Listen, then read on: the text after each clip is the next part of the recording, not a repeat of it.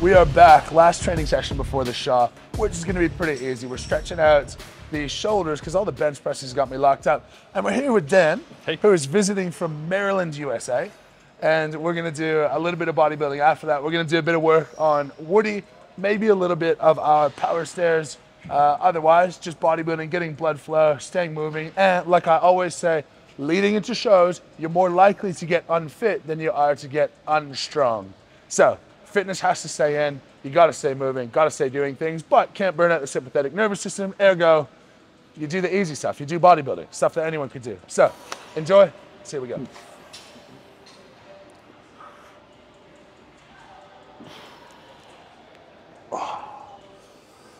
I find that if my shoulder mobility is restricted, that I have a hard time locking out because it's actually like hard to get that up over my head. So that's when I can get hung up sort of here instead of being able to get through. So just opening it up a little bit.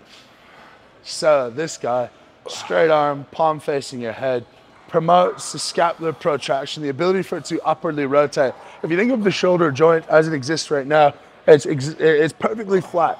And if you can't have the ability to roll your scapula around your body, it's like if you locked it down, you can't get very high. And so freeing up that range can actually take your shoulder from pointing straight forward. And if you can open that up, now you see my arm comes up with no effort. We now are increasing the range by 20 degrees or so.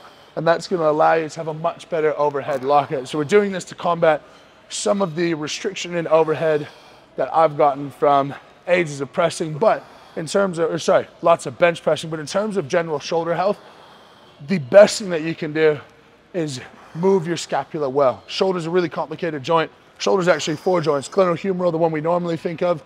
Then we've got the scapulothoracic joint, which is the scapula on the rib cage, and that's actually a joint in and of itself. We've got the AC joint, which doesn't do a whole lot of moving.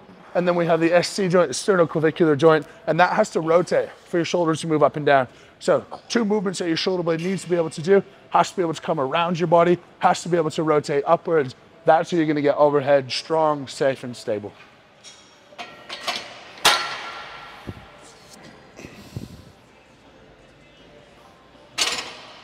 Nice. If you go to the gym and you don't put the bar on crooked the first time, you don't really go to the gym. And what are we doing now? Putting the bar on straight. Fabian, obviously. Then we're gonna go behind the neck press, and we're gonna combine that with some dead hangs, probably single arm dead hangs, a little bit of grip work, but really stretch out the shoulders. You'll notice everything we're doing today is, well, not everything, but we're starting the day with a lot of stretching and mobility stuff, but all stretching and mobility when it comes to people who are physically capable and strong should be done under load. That's how you're gonna get a long-lasting change. Which joint or body part has taken the biggest beating during this prep? Chest. It's like super stiff. Towards the end, it was like to the point where bringing down a heavy bench press is like so sore, really stretching it out. You got to be really smart, really careful not to tear a pec, but to still make yourself physically prepared to bench. Not terrible. It's not fun with a youngin.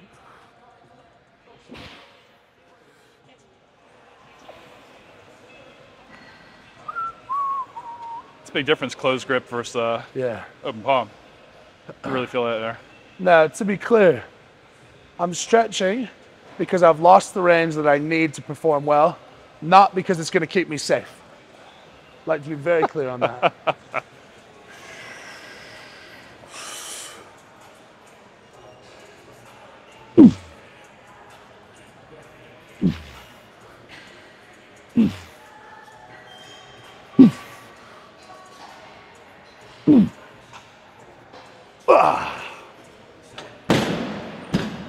Basically, the first bit, just long arms, as long as you can, fast deadlift, flip it over, you've done cleans. Okay, now when you're here, you want to stay locked out and you want to come under like that. Okay. Yeah? Yeah. So straight on, you're dipping the shoulder, hips stay square. Okay. Yeah? All right. Good. Okay, dead straight arms. Yeah. Good. Good. Simple as that. Yeah. Have you ever competed in strongman? No, I actually have not. I've done some stone lifting here and there, but never done a competition.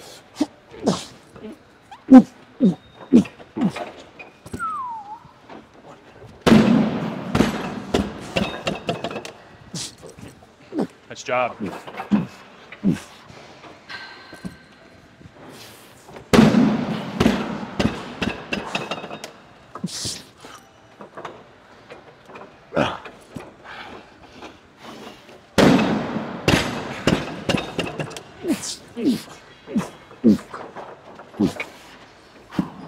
Ah, too much power.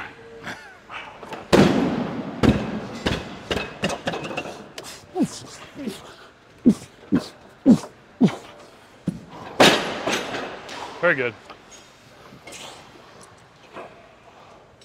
Good.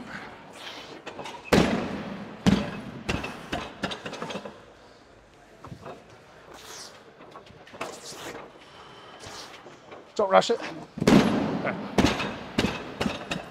Don't rush it there. Proper big long strides with the arms. Drive with the legs. Good. 3. We got 2 more.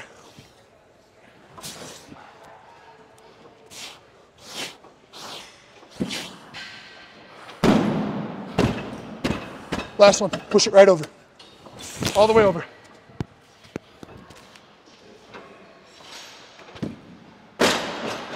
Come here. We're gonna do 1 more set of 5 with this, and then we're gonna stack on a bit of weight. Just 25s on each side. All right. Do 1 more set of 5. Cool.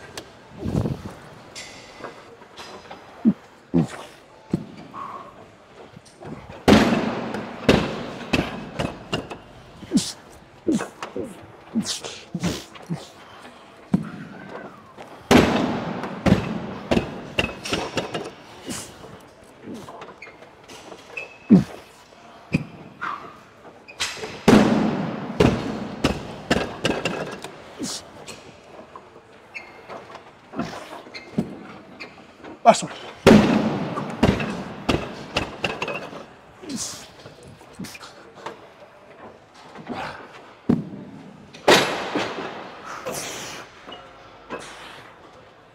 Seven. Good.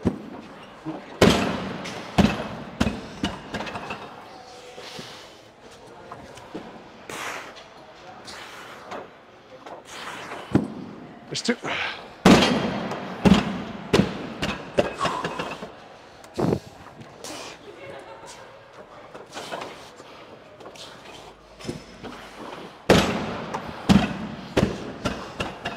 3.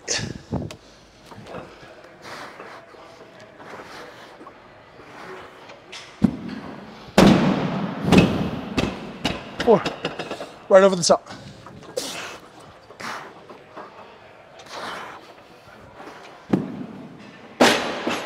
Beautiful.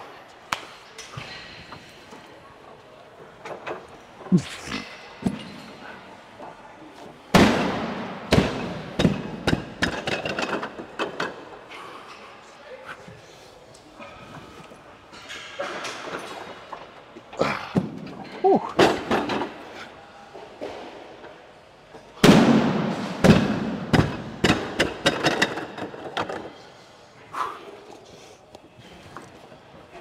There you go.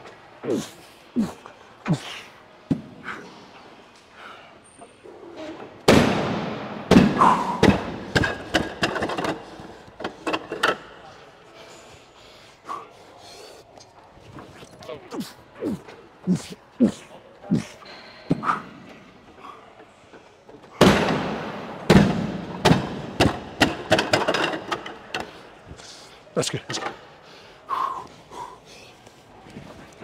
There you go. Oh, watch your head.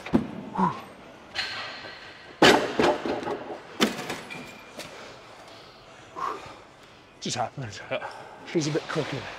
It's interesting decisions at the shop around equipment on fingers finger into power stairs, because fingers finger, you want to be locked and stable at the elbow. Power stair, you want to be able to have a bit of a bend. So do you put elbow sleeves on to keep you tight? Do you put wrist sharps on that could affect your grip?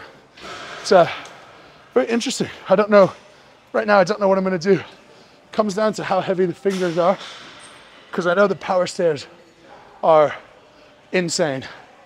2 implements, one is 500 pounds, one is 600 pounds.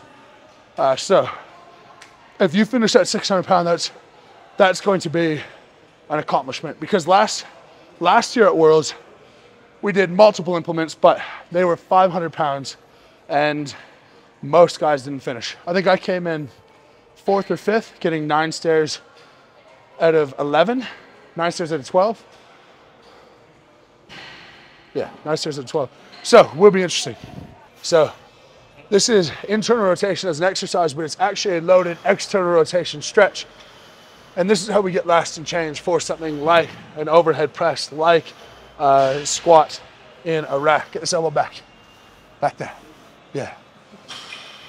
And so you can see, if you look from the side when he does the other side, when he's at the back, it's mimicking like a low bar position, but you're learning to own that range of motion, and you're strong in that range of motion, meaning that you're gonna have more likelihood of success in that range. If you're someone who's got, open up. Okay. If you're someone who's got pain here, here, or here, when you try to get into a low bar position, this is a great exercise to go to, either to warm up or to build that tolerance in end range.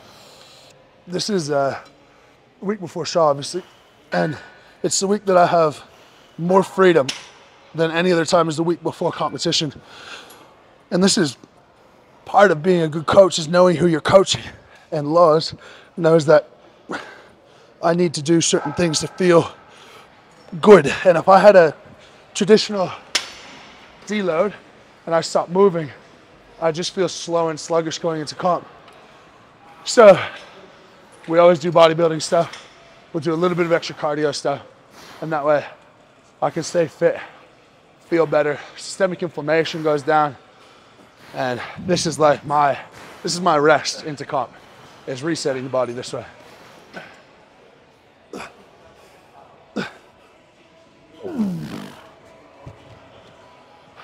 I've got better arm veins going now, and I genuinely attribute that to Sega and the blood flow restriction, just getting the veins going.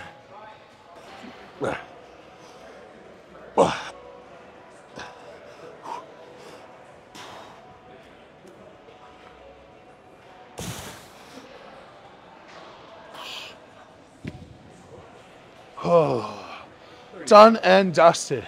Training just like that. I might have one session out in Denver. Otherwise, we are cooked, ready to go for Shaw Classic Strongest Man on Earth. Pop in the comments, where do you think I'm gonna finish? I'm super excited.